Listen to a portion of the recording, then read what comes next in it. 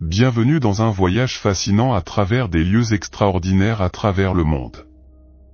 De l'église souterraine de Saint-Jean en France aux grottes de Fingal en Écosse, nous explorons des merveilles naturelles et des mystères historiques à couper le souffle. Rejoignez-nous pour découvrir la beauté et le mystère de ces destinations uniques. Numéro 1. L'église souterraine de Saint-Jean. Notre prochaine histoire passionnante nous emmène en France, plus précisément dans la ville idyllique d'Aubeterre-sur-Dronne.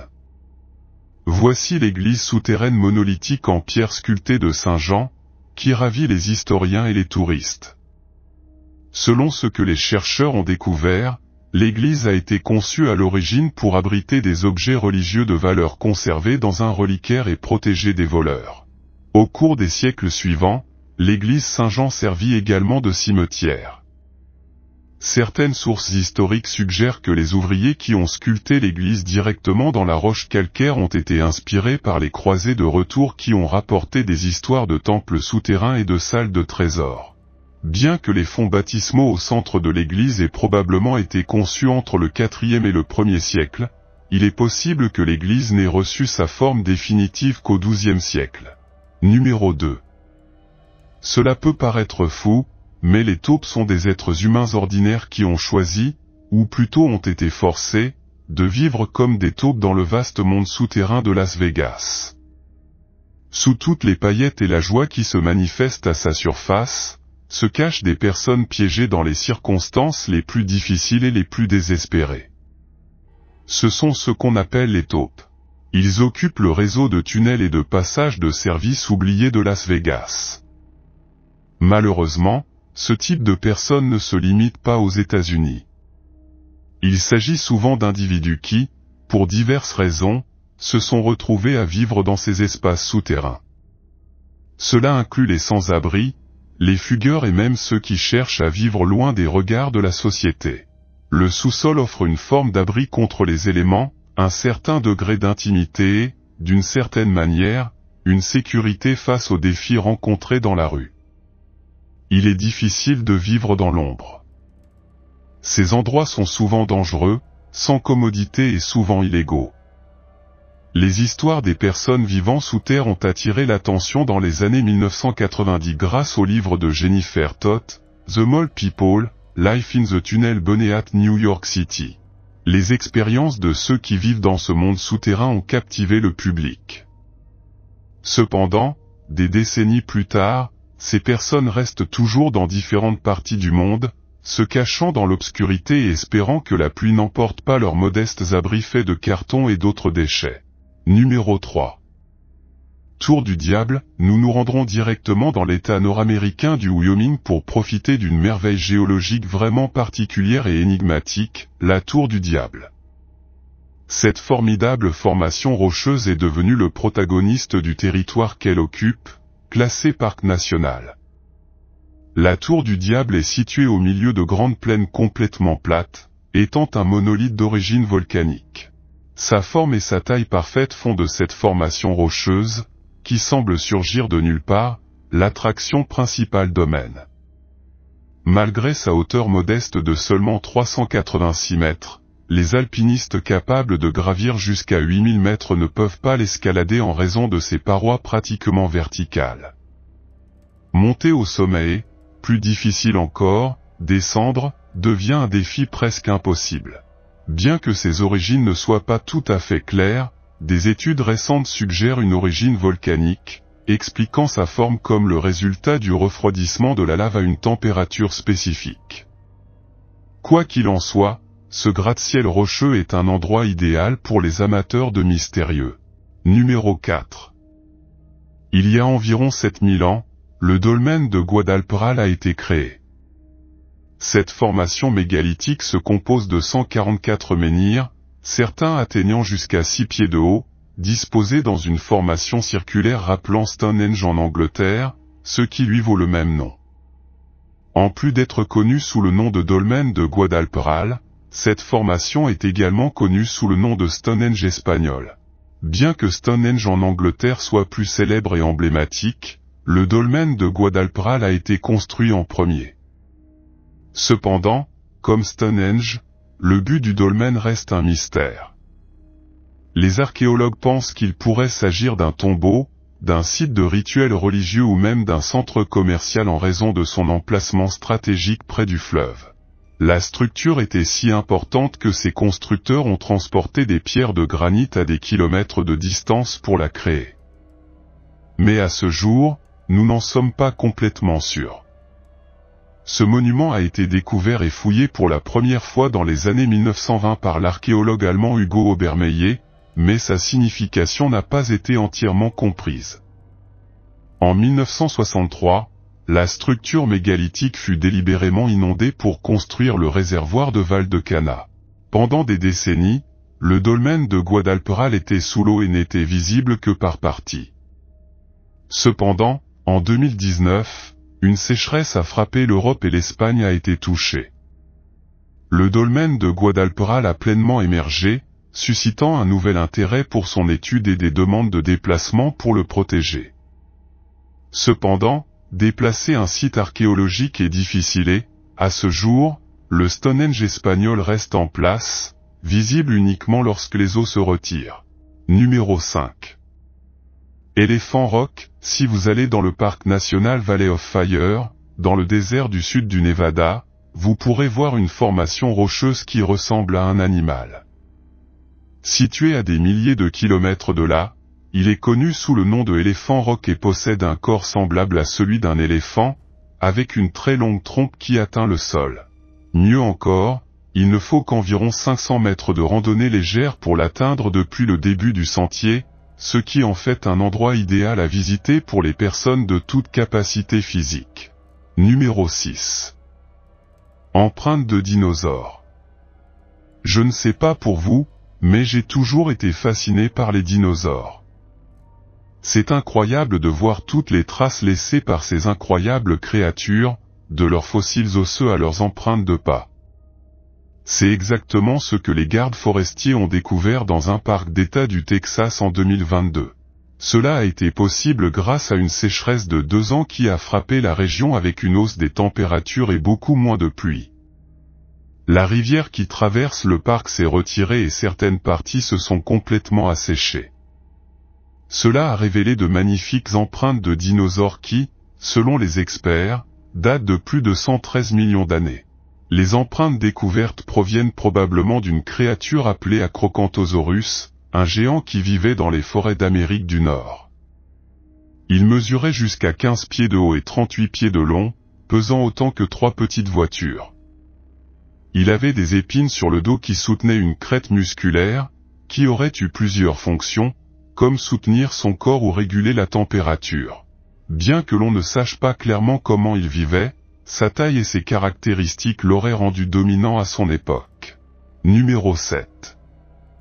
Théâtre Andromède, il y a une étrange zone suspendue entre le sol et les étoiles à Santo Kiskina, dans la province d'Agrigente, en Italie. Il s'agit du théâtre Andromède, un miroir du ciel encore peu connu du grand public, mais qui offre un spectacle unique. La construction est bien éclairée par la lumière naturelle et il n'y a aucune trace d'artifice ou d'aide électrique. Tout a été conçu pour s'intégrer à la nature, offrant un spectacle unique où le temps semble suspendu dans un intervalle infini entre le présent, le passé et le futur. Numéro 8. Église vieille de 400 ans. C'est peut-être l'une des découvertes les plus incroyables de cette vidéo. Pendant de nombreuses années, on pouvait voir une église émerger de la surface des eaux d'un des réservoirs du Mexique, ou plutôt, le sommet d'une église était accessible.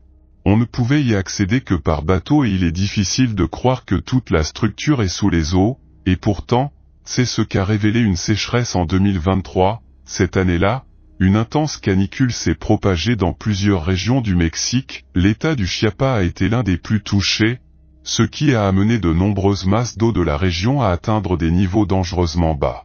L'église, construite au XVIe siècle par des frères dominicains, a été partiellement immergée pendant des décennies dans le réservoir de Nicoyal. Cependant, à cause de la sécheresse, toute la structure a été exposée. À l'origine, l'église était un lieu de culte pour les habitants du village de Sanancachula, mais en 1966 elle fut délibérément inondée pour construire le barrage hydroélectrique de Nicoyal. Numéro 9. La mystérieuse cheminée de Labuan. Une cheminée en briques rouges de 100 pieds de haut se trouve sur une colline au nord de l'île de Labuan, au large de la côte et de la Malaisie. Au niveau des cheminées, rien de spécial, juste une tour carrée en briques avec 2 arches à la base et une belle corniche au sommet. Mais pourquoi a-t-il été créé? Cela déconcerte les archéologues depuis des décennies. Diverses hypothèses ont été proposées pour expliquer sa fonction, allant d'une maison incomplète à un phare ou un clocher. L'explication la plus probable relie la cheminée aux précédentes opérations d'extraction de charbon dans la région. Selon les experts, elle faisait partie de cette nouvelle usine de fabrication de briques. Numéro 10. Vache errante. Entre 1000 et 4000 livres, c'est le poids des taureaux matures, tandis que les femelles pèsent jusqu'à 2400 livres, selon l'espèce. Les vaches peuvent mesurer jusqu'à 145 cm de hauteur et avoir une longueur de corps allant jusqu'à 250 cm. Cela étant dit, les vaches n'ont rien à faire dans les égouts et pourtant, une vache de la province du Fujian, en Chine, a été retrouvée coincée dans un égout. Cet incident s'est étrangement produit il y a plus de 10 ans, impliquant la vache d'un fermier local, Shang Shu. Shang a affirmé avoir passé 4 jours entiers à essayer de retrouver sa vache. Le 4e jour, je perdais déjà tout espoir de revoir un jour une vache. La vache a appelé à l'aide d'une manière inhabituelle, avec un meuglement bruyant. Les villageois ont trouvé sa tête sortant d'une bouche d'égout ouverte, surpris de la voir là. Bien que les vaches ne tombent habituellement pas dans les égouts, celle-ci s'est retrouvée dans cette situation sans que son propriétaire ne sache comment. Heureusement, elle a été facilement secourue et est retournée au pâturage comme si de rien n'était. Numéro 11. Grotte de Fingal, le brouillard qui enveloppe parfois l'île, à 8 miles à l'ouest de Mull dans les Hébrides intérieures d'Écosse, est aussi épais que les brumes qui cachent la vérité sur Fingal. Approchée depuis l'eau, la grotte de Fingal semble trop belle, trop architecturalement conçue pour être naturelle, un trou en forme de cœur de 42 pieds de haut et entouré des mêmes colonnes hexagonales de basalte qui bordent la chaussée des Géants dans le nord de l'Irlande. Ce fut l'une des premières attractions touristiques d'Écosse. C'est un lieu de rencontre pour des célébrités telles que Wordsworth, Keats et Cher. En effet, Fingal's Cave possède une autre caractéristique qui se reflète dans son nom gaélique, en Uembin, ou Music Cave. L'acoustique cristalline créée par les colonnes de basalte et le plafond voûté a conduit Mendelssohn à composer son Ouverture des Hébrides, une merveilleuse œuvre d'art. Numéro 12. 200 personnes qui font la fête. En 2017, à Newcastle, au Royaume-Uni, les autorités locales ont fait une découverte assez insolite. Il s'avère qu'ils ont rencontré 200 personnes dans les égouts. Oui, vous avez bien entendu. Que faisaient-ils là? Il s'avère qu'ils faisaient une fête. La police a été choquée de découvrir que des gens faisaient la fête dans les égouts à 4 heures du matin. Lorsqu'ils ont interviewé l'un des participants, il a même déclaré qu'il n'y avait pas d'odeur désagréable, ce qui leur permettait de faire la fête comme si de rien n'était. Mais les autorités n'étaient pas contentes. En plus de déranger les riverains, ces personnes se mettaient également en danger. Après cet incident, les autorités n'ont plus retrouvé de personnes faisant la fête dans les égouts. Nous nous demandons s'ils ont arrêté de le faire ou s'ils sont simplement devenus plus intelligents pour se cacher. Numéro 13. Skelly Michael est l'un des 2 sites du patrimoine mondial de l'UNESCO en République d'Irlande. Cet endroit abrite le monastère de Saint-Fionnan, l'une des premières fondations du pays, situé sur un magnifique rocher au large des côtes du Kerry. Les moines qui vivaient à Skelly Michael priaient et dormaient dans des maisons en pierre en forme de ruche, dont beaucoup existent encore aujourd'hui. Au Xe siècle, les moines quittent l'île et elle devient un lieu de pèlerinage et de refuge pour les catholiques pendant les lois pénales. Pour suivre les traces des moines, il faut gravir 618 marches hautes et inégales. Se rendre à Skelly Michael peut être difficile, mais cela en vaut la peine. En plus de sa riche histoire, l'île possède une énorme abondance de vie aviaire. L'île possède la deuxième plus grande colonie de fous de bassin au monde. Numéro 14. Gunjie-Wamp est un site archéologique près de Groton, dans le Connecticut, aux États-Unis. Cet endroit est célèbre pour ses nombreuses structures en pierre, bien qu'il n'y ait aucun accord sur leur âge ou leur fonction. Plusieurs hypothèses ont été proposées sur son origine, depuis les constructions amérindiennes jusqu'aux constructions coloniales européennes. L'une des hypothèses les plus frappantes suggère que les structures de Gunjie-Wamp ont été construites par des moines irlandais entre le 6e et le 8e siècle. Cette affirmation est basée sur la présence de structures similaires en Irlande et sur l'idée que ces moines ont traversé l'Atlantique pour éviter les Vikings. Cependant, cette affirmation manque de preuves solides et a fait l'objet de controverses parmi les chercheurs. Numéro 15. Les grottes de Barabar sont un ensemble de cavernes creusées dans la roche dans l'état indien du Bihar. Ces grottes sont d'une antiquité importante, remontant à la période Mauryan, ce qui en fait les plus anciennes grottes creusées dans la roche en Inde. Ils sont connus pour leurs inscriptions, dont certaines remontent à la période du monarque Mauryan, Ashoka. Ces grottes sont situées sur la colline de Barabar et sur la colline adjacente de Nagarjun, certaines étant considérées comme un groupe distinct de grottes. Ils ont été creusés dans un substrat rocheux solide en granit et la plupart comportent 2 chambres.